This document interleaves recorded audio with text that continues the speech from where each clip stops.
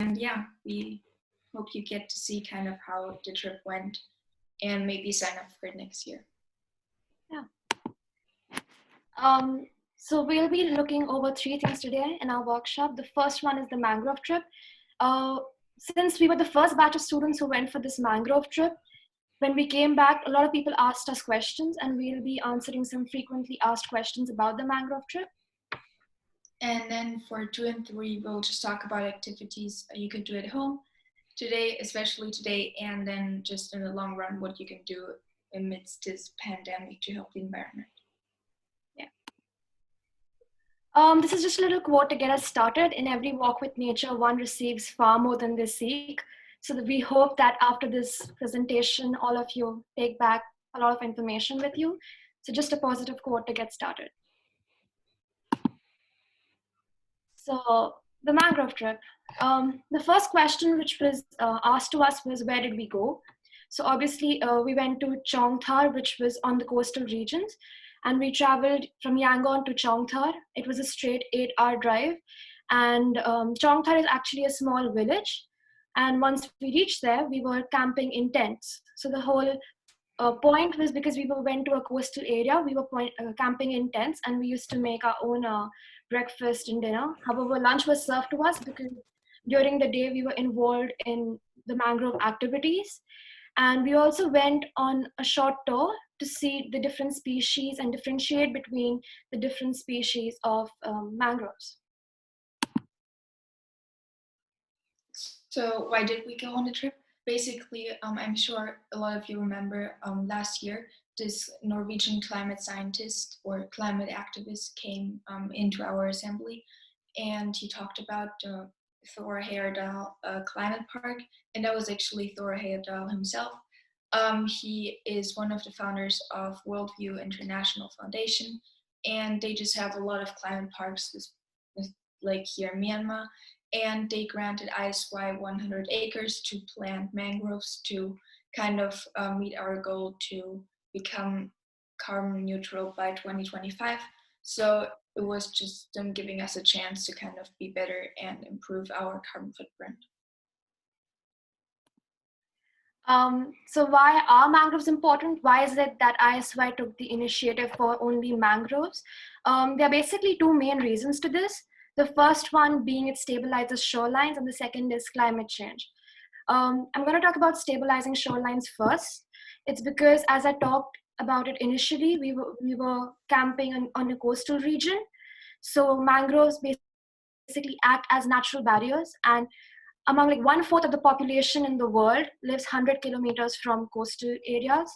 So to help to prevent flooding and to prevent erosion and to also maintain water quality, because mangroves actually trap sediments and make the water clean. So for those reasons, that's the first main reason.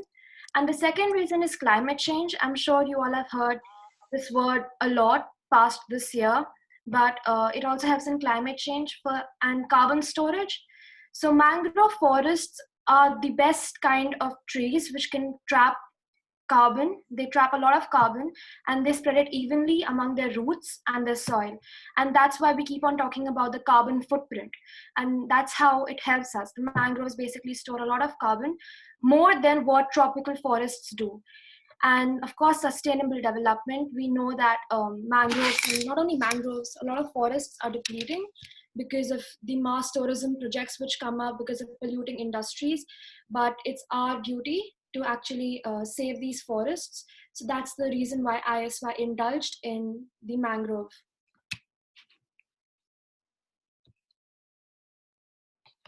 So what did we do? We actually worked on mangroves for 2 days. The first day we were planting mangroves, and we were told that there's a particular kind of sapling which you use, but we can only use it in the month of April because of the climate in that month. So we went in the month of December, so we couldn't use that. However, we did use different kind of saplings, and we dug holes, which was way harder than we expected it to, because the roots of the mangroves are really, really strong. And we planted saplings and filled them back in. And since we were new to this, we were also given proper measuring instruments, and we were told that each mangrove should be at a distance of 1 meter from each other. so that there's no competition for water or for sunlight. The second thing we did was clear mangroves. So before to plant new seedlings, we needed to actually clear the depleted forest. So each student was given a machete and was taught the difference between cutting a branch and the trunk. And most of the students actually thought it was kind of a workout because it was really, really hard, but we covered a lot of area that day. Wait, Meg, I think we skipped one slide because we had one slide about Go back. we had Yeah. one slide. Yeah. Okay, so how do the mangroves help Myanmar? Basically, they actually help Myanmar's economy because there's a lot of countries, especially the ones that have a lot of factories and everything. They have a very high carbon. They have a really high carbon footprint, and they often don't have enough space or enough land to kind of plant trees to neutralize their carbon footprint and their CO2 emissions.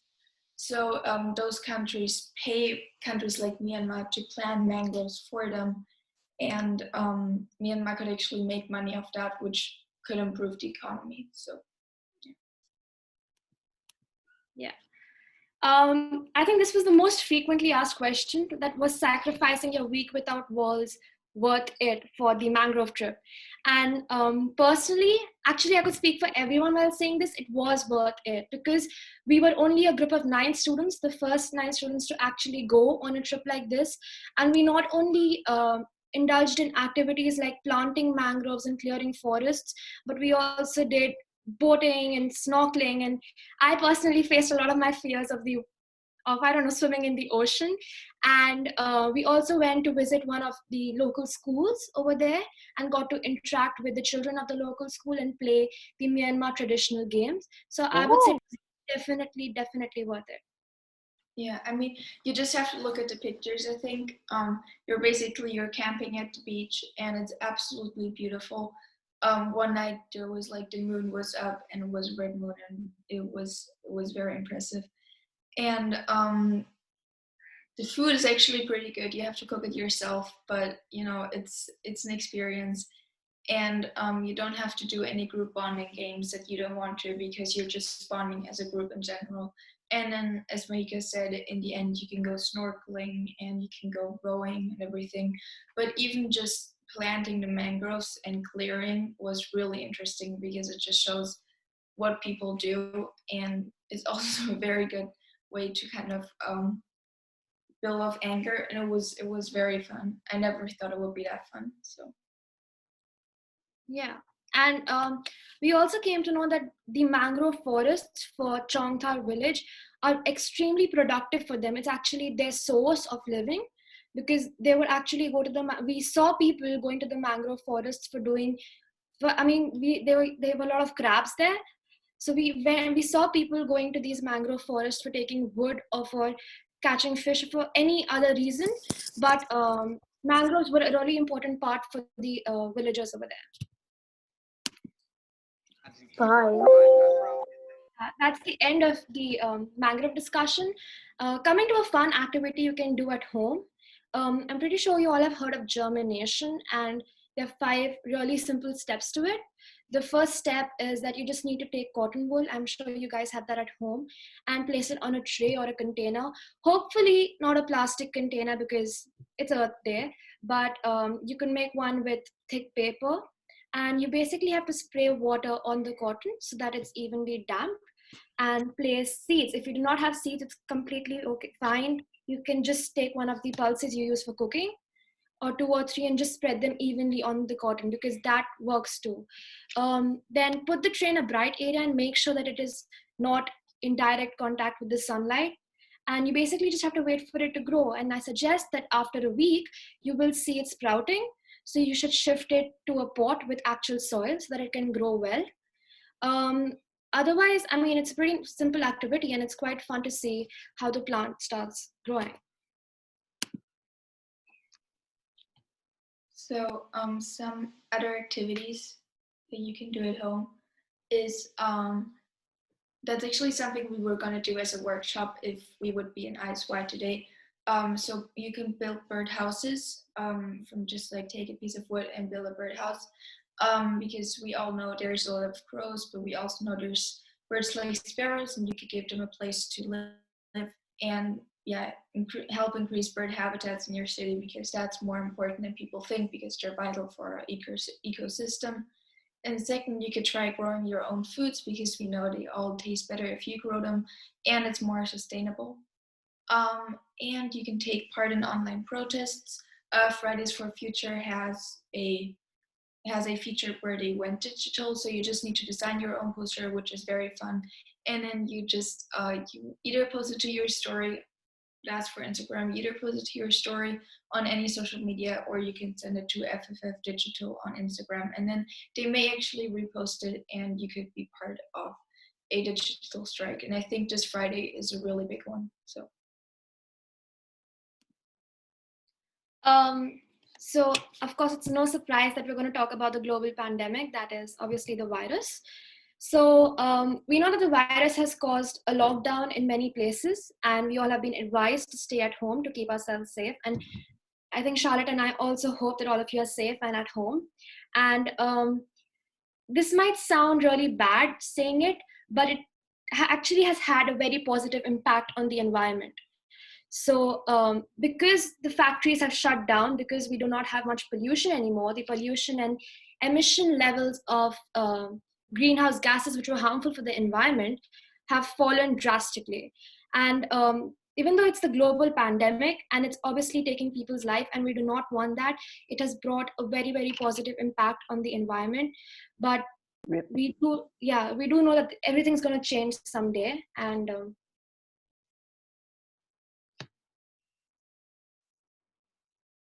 yeah.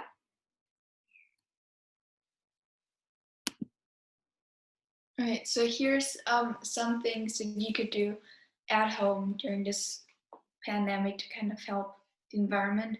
Basically, all your plastic in your home, you could just see what you could cut down on. Maybe if you go, because we all go to City Mart a lot these days, so maybe bring your own bag instead of using plastic bags, or buy bigger water bottles instead of 1 liter water bottles, and just try to cut down on plastic as much as possible. But if you can't cut down on plastic, try and recycle it, or make sure it gets somewhere where it gets recycled. Yeah. And you could also go vegan or vegetarian for a day. And I know for a lot of people that sounds like the end of the world, but it is not. You just need to research a new plant based recipe, or maybe recreate a family recipe you have with plant based alternatives instead of meat. And you could actually go vegan and vegetarian for a day and cook something with your family and enjoy with your family. So if you have some of that leftover plastic, you could create plastic sculptures, or you could do a painting, or you could just become an artist for the day and just kind of see whatever you can create with the stuff you find at home and make something beautiful out of it. Yeah, and last but not the least, we have the 2020 Earth Day Challenge. So it's a site and an app. You could go to the website or the app, and it basically tells you, the app and the website both tell you the amount of pollution levels in your particular region or area, or basically very helpful information about the environment. And using that information, you could do something good for the environment, maybe like how Charlotte said, reduce the amount of plastic you're using at home, or just plant more trees, basically do audits.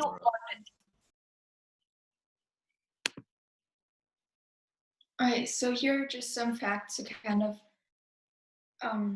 for the plastic we're using. So there's still 60 million plastic bottles used in the US every day. That's only the US alone.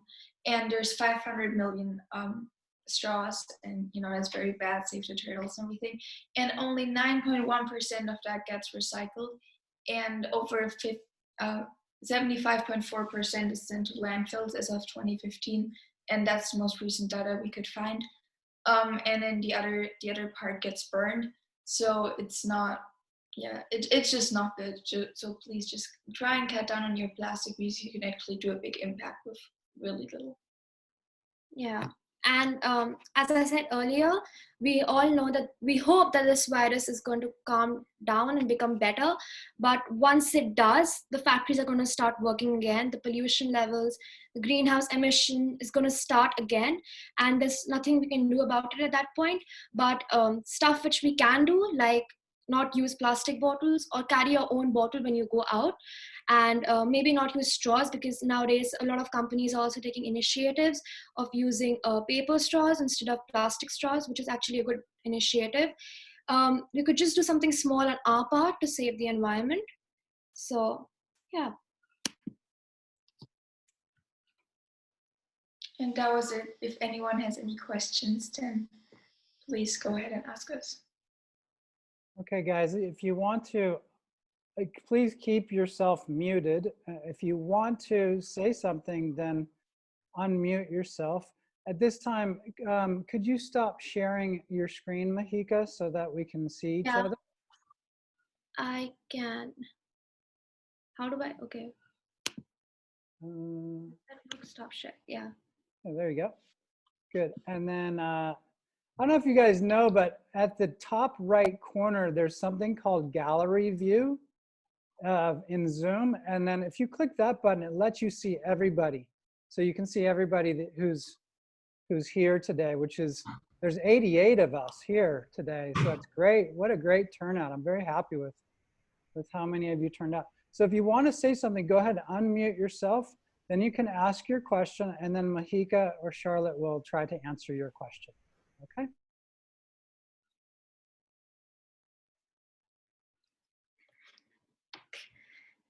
Don't be afraid. It's okay. I know there's a lot of people here. It's okay. You can do it.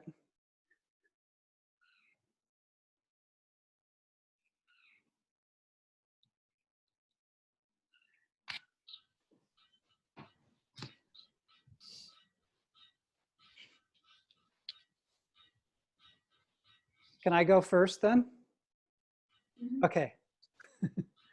So one question I have, Mahika, I think you made a really interesting point about how the emissions in the planet have decreased a lot because of the COVID-19 situation. And what are, I guess the question I'm having is, what can we learn from this experience? I mean, obviously we can't lock ourselves in our houses for the rest of our lives, and we all want to get out there and enjoy being out there. But can we learn from this experience on how to decrease our emissions? And what actions do you think we could take that would help and keep things going in that direction? Yeah. So I feel like it's Bro, how you because. doing, green screen? Wait, what? Did Go someone ahead. say something? Okay. Fine. I feel like if when everything's gonna go back to normal, we have seen that actually not maybe carpooling is a good option, and it actually makes a difference to the environment. Now that we have seen that it actually makes a difference to the environment, we know that maybe every day instead of even if you don't need to use the car, you may walk down to school or cycle down, which I know a lot of students already do, and it's just going to reduce the amount of harmful gases we have in around us, because we have seen that it works. Right now we feel like because there are not so many cars, because everyone's under lockdown, we see that it's having a positive impact on the environment. And even when everything's back to normal, if everyone cycles to work or walks down instead of taking a car, and if it's far, maybe carpool with someone else, it's going to make a positive impact on the environment. Or just if you want to, you don't have to go vegetarian, but maybe just try and avoid things like beef and pork, and eat chicken instead, because it just has a way lower, carbon footprint. Yeah. You don't have to go vegetarian, but it still does something good. So. Try to decrease. Maybe not use your air conditioning all the time. And I mean, I know it's really hot, but maybe not using it all the time is helpful. Good answers. Yeah. I mean, we all have seen that we can do it. We can not travel as much. We cannot use the car as much. We can and we're still all basically fine. So maybe just trying to be more conscious when we go somewhere that we're trying to minimize the amount of emissions that we're putting out. And like you said, trying to eat a little less meat, trying to use the AC a little bit less, the lights and so on. Yeah, good answer. Okay, anybody else questions? Anything about the mangroves trip that you had a question about, or their ideas for doing things at home? I'm just gonna assume we did a really good presentation if no one asks a question. You did. But let's give them just a minute to think, and then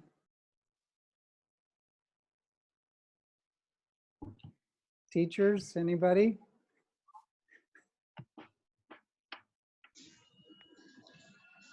I have a question. Okay, Annie?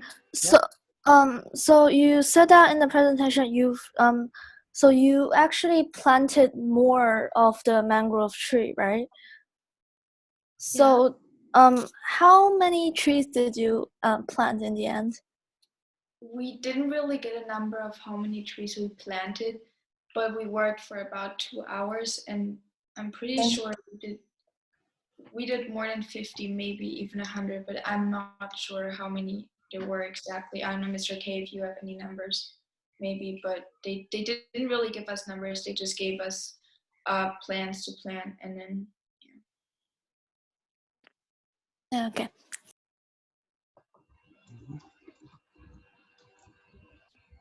Good question.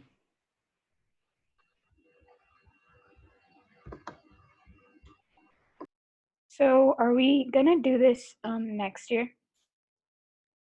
Do what? The trip again? yeah.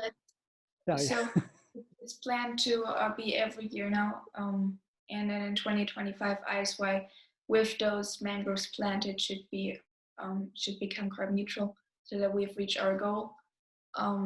Yeah, but next year it's supposed to be more students, because this year 15 students could sign up, but only 9 did. So yeah, feel free to sign up if you're grade 9 and above. I mean, it's fun. I mean, even though it's a part of service learning, we actually learned that service learning can be fun. It was a lot fun. And I think that I believe I was a new student at that time. It was only I was 3 weeks in. That's it. And I was a new student. And I went with the group of these 9 students, and I bonded really well with all of them. And I think I have made close connections with all of them. So even though it was a service learning trip, we learned a lot. We had fun, and yeah, we got to meet new people.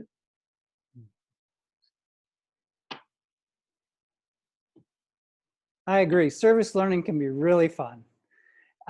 One thing I want to say is Annie has a really good question, though. I think that you do want to keep track of how many trees that you plant. I know this was our first year, but the idea to know how many trees that we planted, and then to go back, and every year when you go back, to see how much they grew. Did they grow, 5 inches, or did they grow a foot, and to see how big they get, because and then over time you can see as they get bigger, their impact is greater because they're able to absorb more CO2.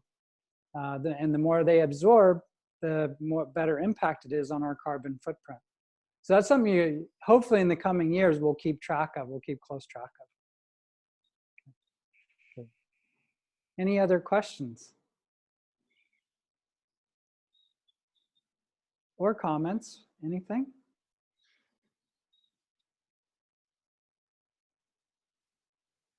I have a question for you. Can you tell me, when obviously going to the mangroves was a new experience for you, can you tell me what what was the greatest surprise you had from that experience? What did you learn the most about? So we actually learned a bit about the wildlife there too, because we went swimming and we lived right by the water, so they gave us a lot of information about what's in the water and what's in the nature, and they told us all about the different mangroves and maybe on the first day it was a bit much learning about all the mangroves because we were tired from the journey, but it was still very interesting. And also like different animals, like they told us about sea snakes and everything, and it just was very interesting because you never know that those animals actually exist or that they exist in Myanmar, and then you know that they exist like right in front of you. So that was really cool. Yeah, to add on to that, we were not only involved directly, but we were also involved indirectly, because directly would be planting the mangroves and clearing the depleted forest. And as Charlotte said, we were also involved in actually going and seeing the marine life they had and the impact these mangroves have on the marine life and how important it is. So I think that was our biggest takeaway.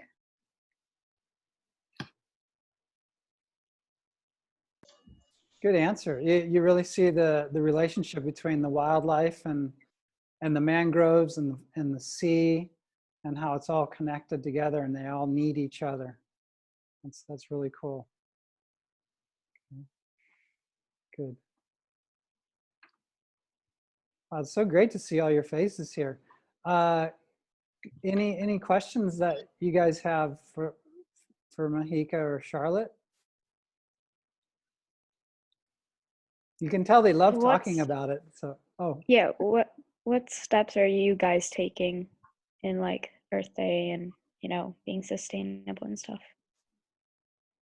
So while we were in Myanmar, I mean, it's kind of different now, but while we were in Myanmar, I always cycled to school, and we cut down on beef and pork, and we just did stuff like that, just like little things. And we would try to not use our car. We didn't have a car, and just try and get places without using cars, or just try and get places without using cars on your own, and try to carpool or just use your bike, because it's actually possible in Yangon to bike if you live in Bahan, and it's really easy to just bike to school. And Yeah, and I actually, talking about today specifically, I actually did a plastic audit and a tree audit, and I think I'm good in the tree space because I think the compound, not the compound, the place I'm living in, the backyard included, has 32 trees altogether.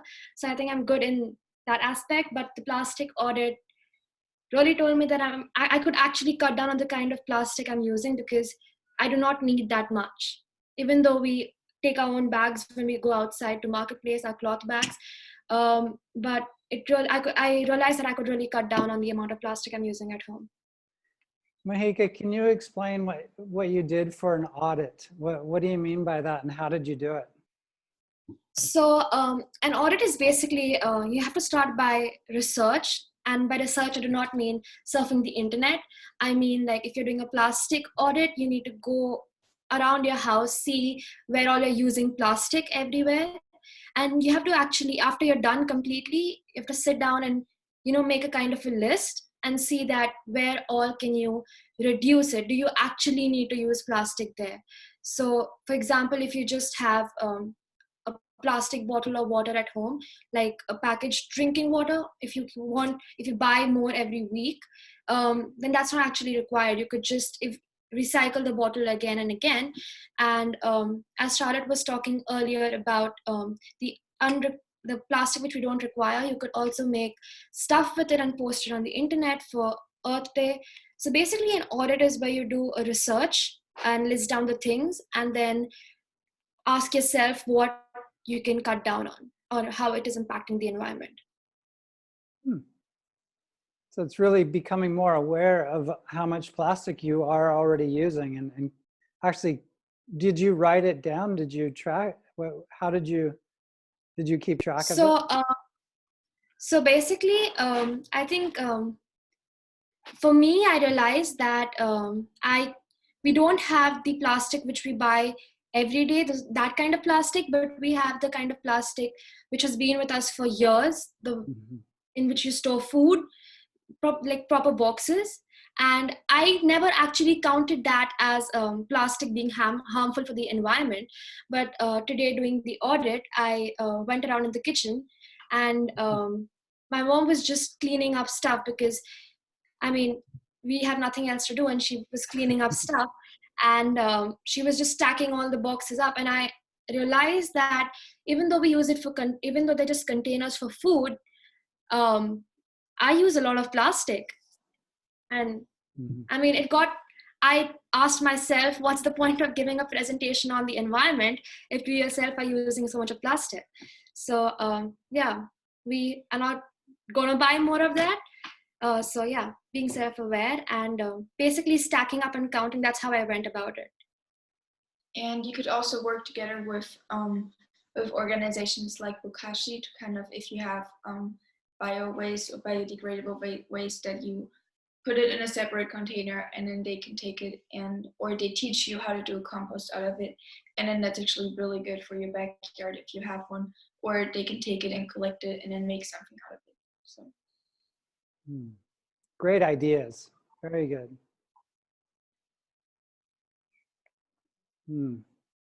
Yeah, it's great to become more aware of all the plastic we use in our house. It's good that a lot of the plastic you use seems to be stuff that you reuse. You use it over and over and over. To me, that's not as bad. Yeah. It's the single-use ones that we really got to get away from. But it's good to be aware of all the plastic that we use in our house. Good. Good question. Thanks. Yep. Any other questions? We have about 10 more minutes, so if you have any questions, go for it.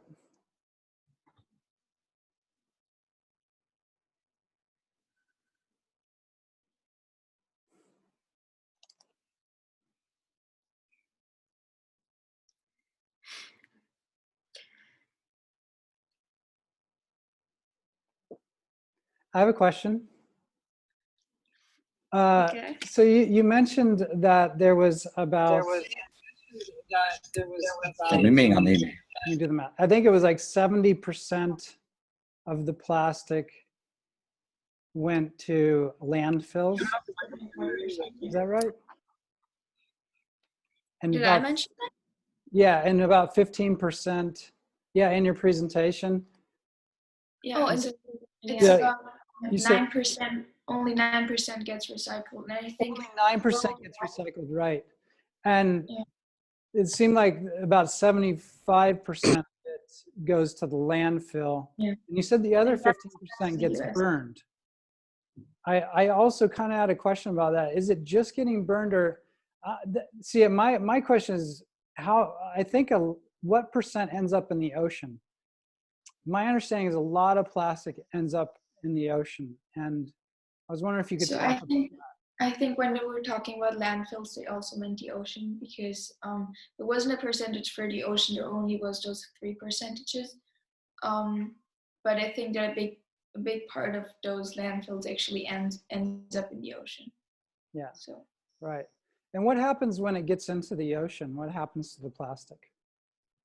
Well, it just they build like those plastic islands that you can see everywhere. And it's basically where there's an island full of plastic, and some of them are kilometers long, and they also really hurt the marine life, because obviously the animals eat it. So like, I know, jellyfish and turtles, they can't really see what's plastic and what's their food. So it's just very bad for them, and there's a lot of fish that die every year. And I think I read somewhere that people who eat a lot of fish, they eat about 11,000 pieces of plastic in their lifetime. Oh my gosh. Just from eating those fish, and that's a lot. So, yeah. I think the plastic also forms a layer on top, which makes it really hard for the marine life to breathe. So they also suffocate sometimes. And I think, personally speaking, another way which plastic actually ends up in the ocean is when ships actually go sailing. They have a particular place where they keep all their waste. But when you go sailing for about 45 to 60 days, the place obviously gets filled up. So the whole entire tank is released into the ocean. So that's how plastic also gets out. And I mean, I have seen it happening, and of course, we could build bigger compartments on a ship, but a ship which is already made, they actually just release plastic into the ocean, and at least 13 to 14% of plastic in the ocean comes from those kind of ships which keep on releasing plastic while sailing. Yeah. And so that plastic breaks down into smaller and smaller little pieces. And what Charlotte's saying is that the fish end up eating that. And what you're saying is that we end up eating the fish. And so we're actually starting to consume bits of plastic in our, whenever we're eating the fish. And that's something that so that affects us directly. Yeah. So it's another reason to really do those plastic audits like you mentioned. And good. Well, thank you. That was a good answer. Any other questions for them? Potato, is your name Potato? Can you calm down for a second and listen, Potato, please? Thank you. Now, any other questions? Potato, do you have a question? I know your name is not Potato either. All right. Okay. Any other question for Charlotte and Mahika? We don't get them very often. Charlotte is in Germany now, and Mahika's here with us in Yangon. And one of the things somebody asked what they're doing for the environment. Well, what they're doing right now is doing something for the environment, isn't it? What are they doing right now? They're Spreading advocating. awareness. They're raising awareness, exactly. Who said that? Where are you? Right here. Okay. Good. That's correct. So that's something that you can all do. And we want you to do as eco warriors. You got to get out there and raise awareness. Not just on Earth Day. Earth Day is when we talk about it a little bit more, but this is something we need to start doing every day. Okay. All right, good. Other questions?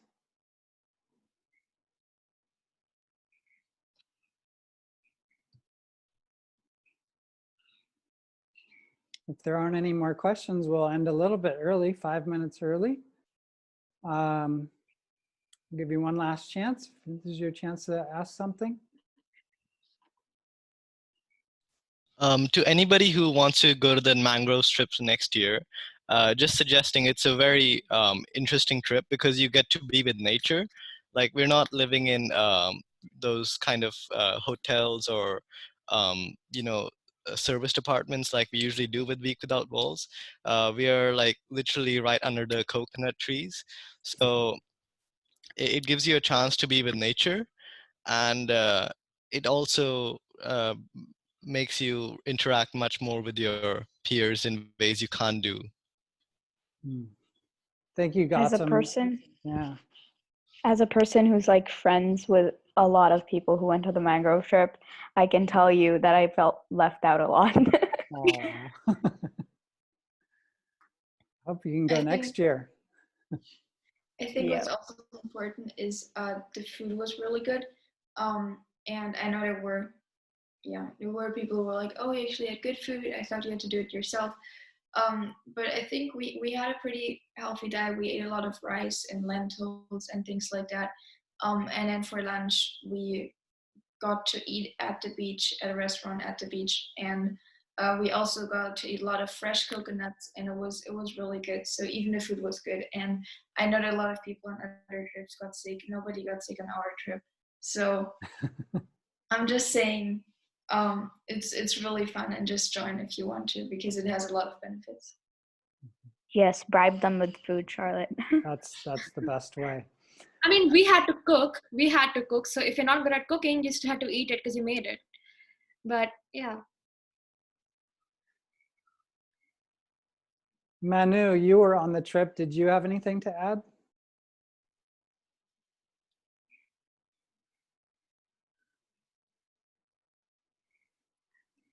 Well, maybe you're not here. I thought you were here. Anyway. Okay, well, last minute questions. All right, thank you all for showing up. at 11 o'clock, there's going to be I just want to do a quick advertisements here for we have a really, really special thing. I signed us up for Skype with this is going to be a Zoom with a climate scientist. And she's a PhD in ocean engineering. And she is going to join us at 11 o'clock from California. It's a really special event at 11 o'clock. You guys all have the details, I hope, and I hope you guys can all show up. And we'll see you there. She's going to talk about flying underwater drones, underwater. I don't know yet. She'll tell us all about it when you guys show up at 11. So hopefully we'll see you guys all there.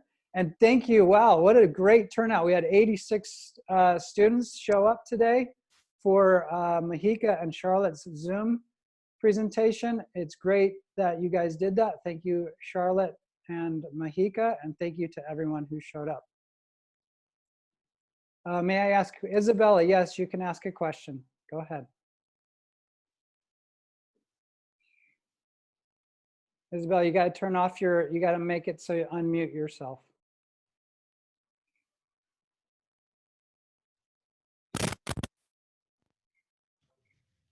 I can't. Yeah, go ahead. Speak a little louder. So for the scientists, The ocean Skype engineer. thing. Yeah. Yeah.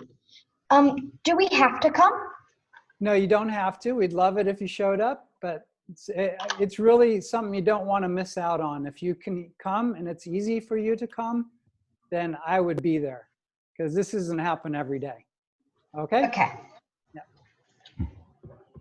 All right. All right, guys. Thanks very much. Hope to see you at 11 o'clock. Bye-bye. Thanks for joining us. Bye-bye. Bye. Bye. Bye. Bye. Bye-bye. Bye. Bye. Yeah.